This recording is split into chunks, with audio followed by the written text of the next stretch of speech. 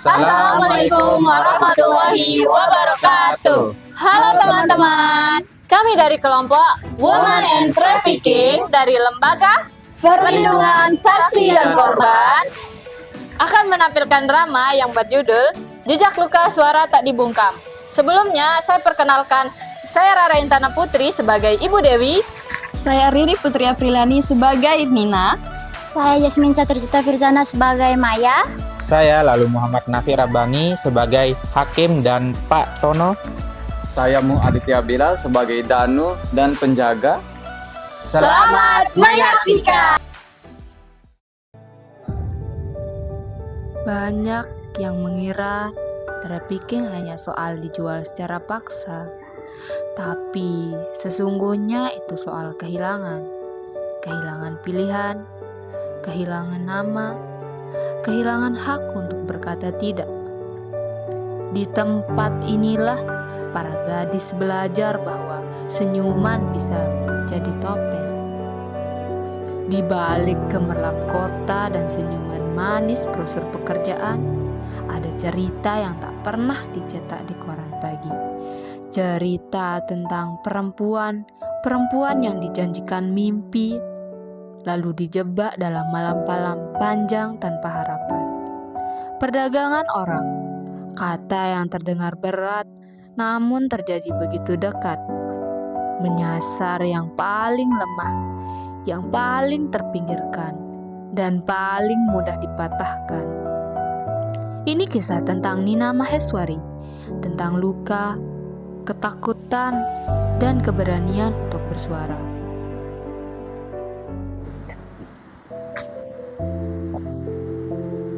Nina, Kak Maya, iya, ini kakak. Maaf ya baru bisa datang hari ini. Ini kakak ada bawain barang-barang buat kebutuhan kamu di sini. makasih ya Kak. Iya, sama-sama. Kakak dengar kamu belum mau ngomong sama siapa-siapa ya? Aku masih mendengar suara mereka, Kak. Suara pintu besi, tawar-menawar. Dan mereka bilang, aku sudah tidak punya pilihan lain. Tapi sekarang kamu punya pilihan, Dek. Di sini kamu aman bersama Ibu Dewi dan teman-teman yang lain. Kakak selalu ada buat kamu, jadi kamu gak sendiri. Kakak tahu rasa sakit itu gak akan hilang gitu aja. Tapi kamu bisa mulai dari satu langkah kecil. Kamu pasti sembuh, Nina. Pelan-pelan ya, kakak akan selalu dampingin kamu. Oke?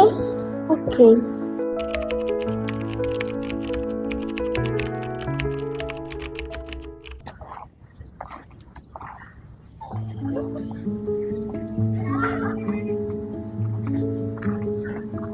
Nina, Loh, Danu?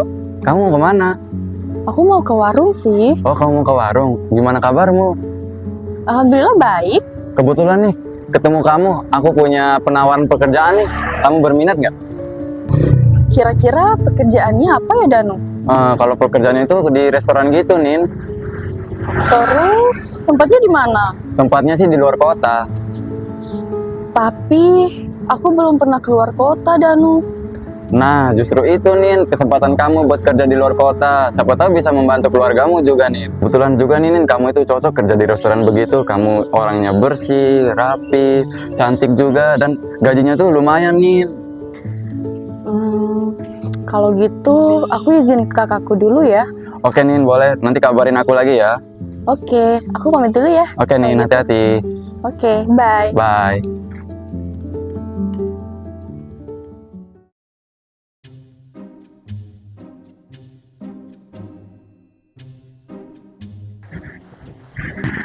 Kak, tadi kan pas aku mau ke warung, aku ketemu sama Danu loh di jalan. Danu siapa? Teman SMP-mu itu? Iya, Danu. Terus ya Kak, tadi dia nawarin aku pekerjaan gitu. Nah, pekerjaannya itu di restoran gitu Kak. Juga restorannya di luar kota. Kamu serius mau kerja di luar kota? Di restoran? Kamu itu kan belum pernah keluar kota, Nin. Katanya aman, Kak. Danu juga bilang dia udah bantu banyak orang. Juga aku nggak mau terus-terusan jadi beban keluarga. Emangnya siapa sih, Nin, yang bilang kamu beban? Enggak, Nin, kamu bukan beban.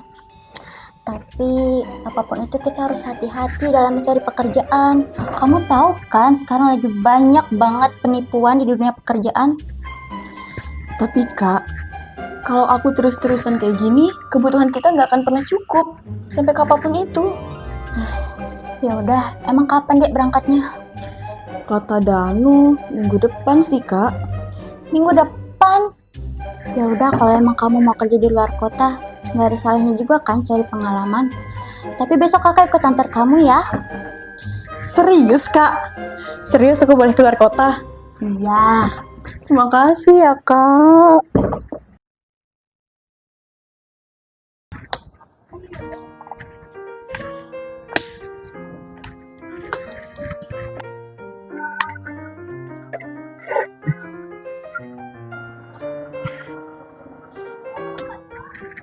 Halo Danu, Halo Nin. kamu sibuk nggak? Enggak sih. Kemarin kan aku udah izin ke kakak aku. Nah, kakak aku itu izinin aku kerja di luar kota yang kamu tawarin itu. Oh iya Nin, nanti info selanjutnya aku kabarin lagi ya. Oh, oke deh. Oke Nin.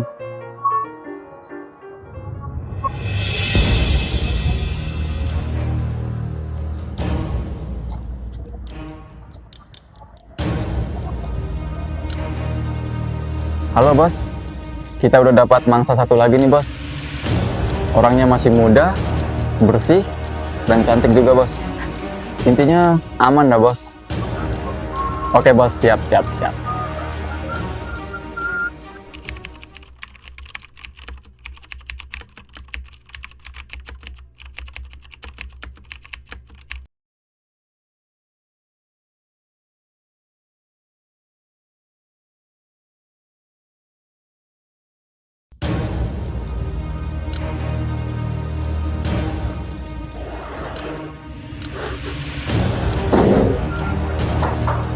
Nih, makan.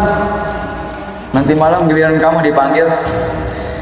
Saya sakit.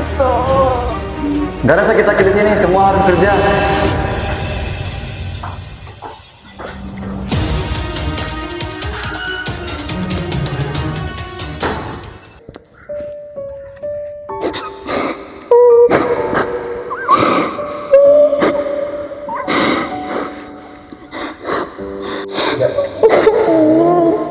Dia bilang aku hanya bersih-bersih. Tapi Aku juga percaya seperti itu. Saya sakit di sini.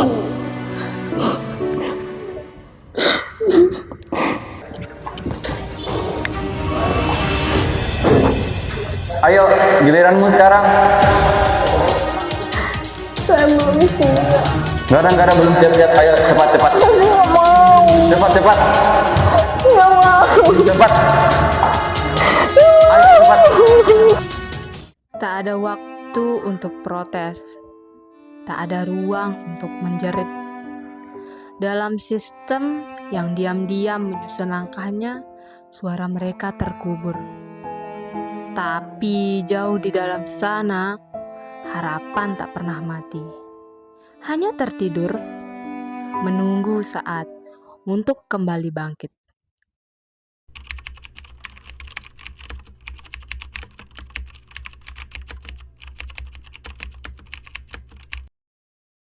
Pak Tono, sebenarnya Nina ini sudah mulai mau berbicara, tapi masih takut untuk bersaksi karena pihak dari Danunya ini masih mengancam gitu. Ya, sebenarnya kami dari lembaga LPSK bisa memberikan perlindungan, relokasi, serta bimbingan hukum dan psikologis kepada Nina. asalkan Nina berani bersuara gitu. Kalau aku bicara, aku tidak hanya bicara untuk diriku sendiri, tapi juga untuk mereka yang dikurung di sana, Pak. Dan juga kami memastikan suaramu itu bakal didengar dan tidak dibungkam. Kamu tidak sendiri, Nina.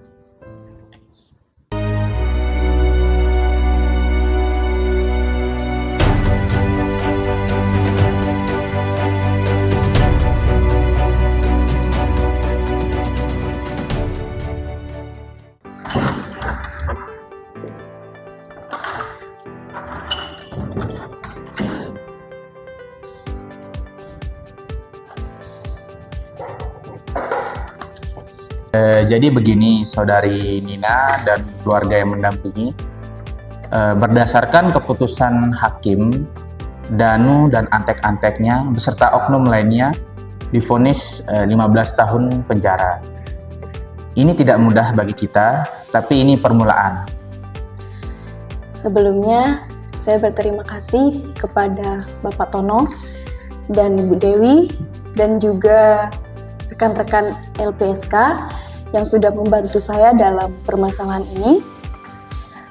Saya jadi tertarik untuk belajar hukum supaya suatu hari nanti saya bisa membantu korban lain seperti Bapak dan rekan-rekan LPSK membantu saya sekarang. Terima kasih banyak ya Pak Tono, kami izin pamit pulang. Ya, sama-sama, senang bisa membantu.